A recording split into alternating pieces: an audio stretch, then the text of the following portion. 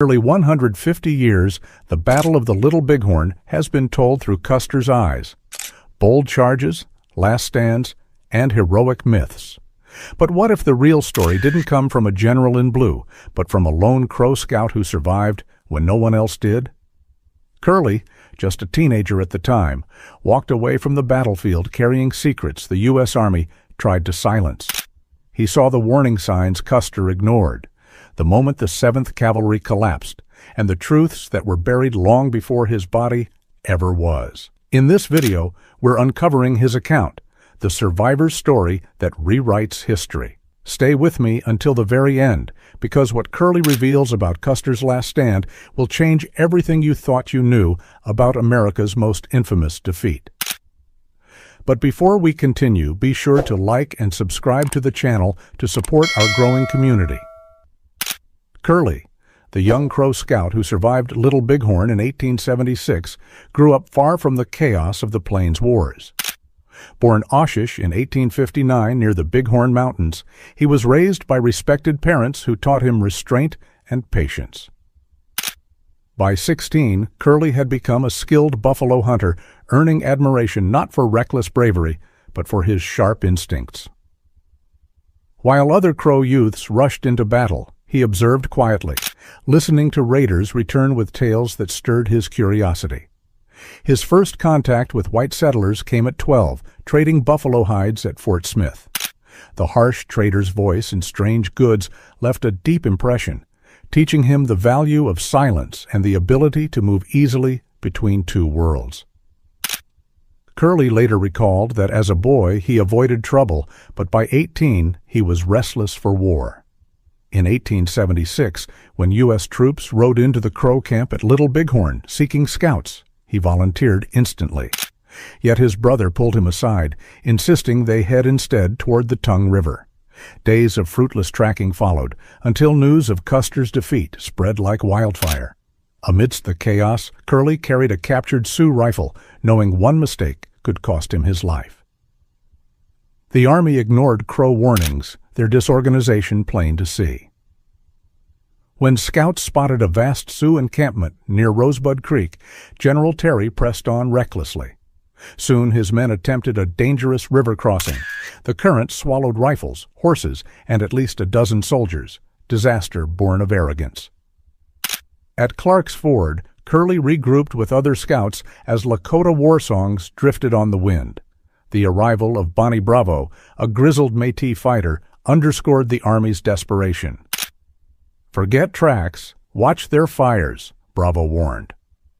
Curly counted only 8 horses among them, a pitiful force against the Sioux's numbers. Even so, Terry split his men further, exposing just how fragile the Army's campaign had become. By spring 1876, Curly saw fear gripping the soldiers. They jumped at shadows, crouching behind makeshift barriers while scanning for Sioux snipers. He, in contrast, read the land with calm precision, checking soil, sniffing ash, tracing tracks. When he finally located the supply wagons, Curly offered only a nod.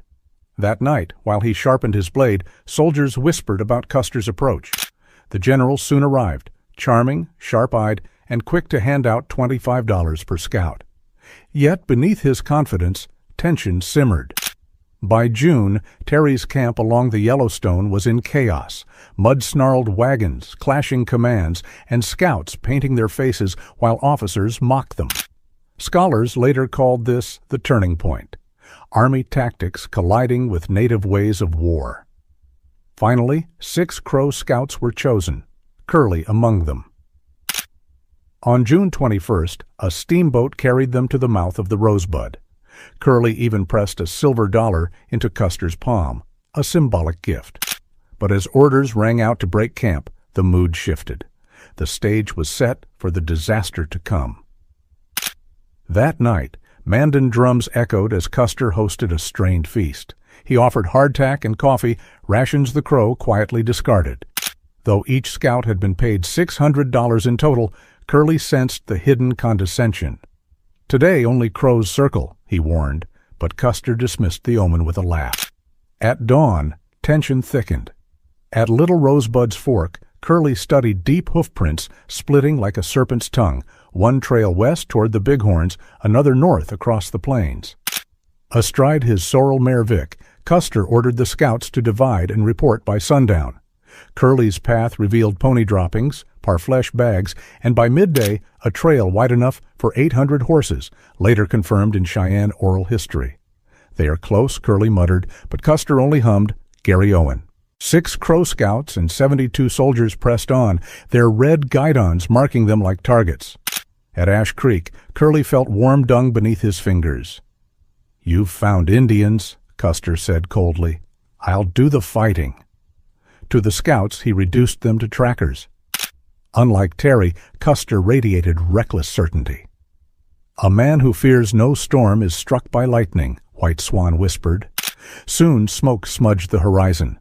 A hawk screamed overhead as they crested a ridge, and saw it, a city of 700 lodges. The ground itself seemed to shout warning. On June 24, 1876, Custer, convinced the Sioux were inferior, never imagined they had already outmaneuvered him. Along the Greasy Grass River, Sioux, Cheyenne, and Arapaho encampments stretched before them. But it was the trophies on willow poles that froze Curley's breath. Scalps, some as blond as Custer's, swaying beside severed beards.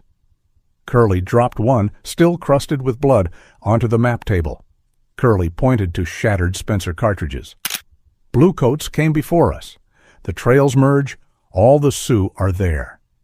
Custer brushed off the warning, his eyes instead fixed on a scalp's golden hair. "The Great Father sent me to conquer these savages," he declared, voice steady but hands trembling as the strands cut his skin. It was June 25, 1876. At 4:30 a.m., Curley's breath fogged in the pre-dawn chill as he and 5 Crow scouts moved silently, their ponies muffled on dew-soaked grass. Above them, Mandan's scouts scaled a sandstone bluff, silhouetted by the rising sun. "How many?" Custer pressed. "More than stars you can count," came the reply. The general's next words fell like a death sentence. "You Crow chiefs."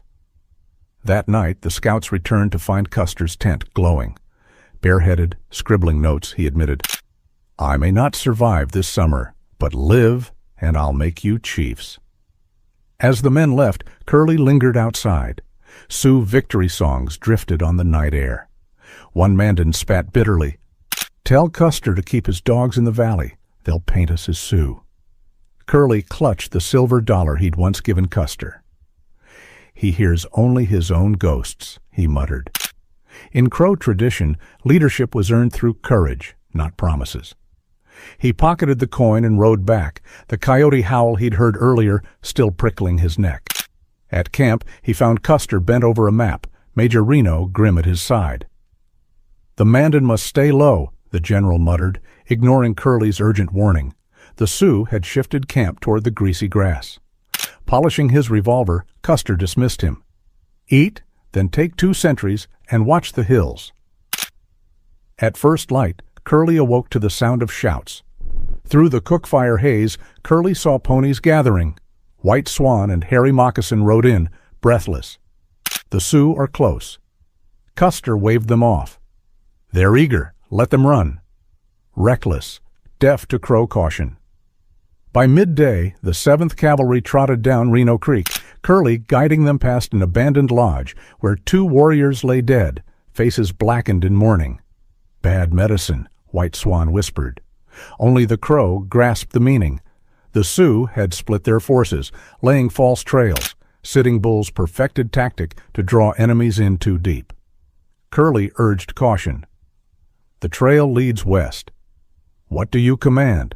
Custer's eyes lit. "Then we'll chase them." By dusk at Talent Creek, he abruptly halted, scouts arguing in frustration. "He hesitates," Curley noted. At 3:15 p.m., Custer's battalion forded the river. Curley lingered on a knoll as a mounted scout scribbled a warning. "Hurry. Large camp." Custer read it and smirked. "Charge now." That ends their journey. Gunfire cracked. Bullets hissed past as Curley crouched behind granite, 3 rounds left in his belt. Across the ravine, a Sioux warrior lay sprawled. Ahead, the Little Bighorn ran red. Custer pressed a slip into Curly's hand, orders for Reno to attack. Reno's reply changed nothing. As gunfire roared, Curly's pony slid down a coulee, hardtack rattling in his saddlebag. Before him sprawled an immense Sioux encampment, later counted at 1,800 lodges. The land had chosen its dead. Curly seized a fallen warrior's Winchester and ammunition pouch, the man's painted face frozen in rage. From the ridge, the valley unfolded like nightmare, bodies scattered across the grass, Custer's men collapsing one by one. In the distance, a lone figure in blue stood encircled. Custer. For hours, Curly clung to the earth beside a corpse, the stench of blood and powder heavy, as Lakota war cries swallowed Custer's final volleys. At dusk, Curly crawled uphill. By dawn, his stolen horse staggered into Terry's camp. No words were needed. His gestures told the story. For 36 hours, he carried dispatches between Terry, Reno, and the steamboat Far West. Near Last Stand Hill, he passed crews stacking corpses like firewood. One soldier still clutched a dirt-smeared photograph. Curly looked away. On June 27th, as the Far West prepared to leave with the wounded, Curly stood at the gangplank.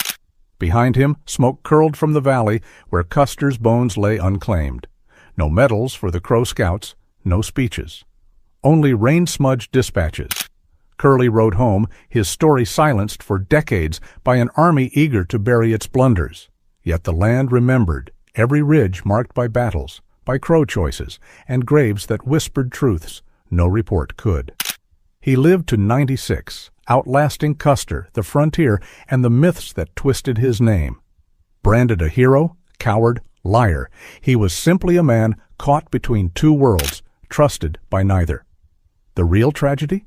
His truth was buried long before his body. Imposters sold his story, while the real Curly kept silent, watching history reshape him into legend.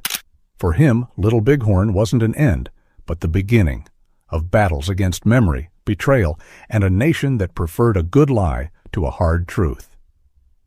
So what's your take? Drop a comment below, and don't forget to like and subscribe for more untold stories.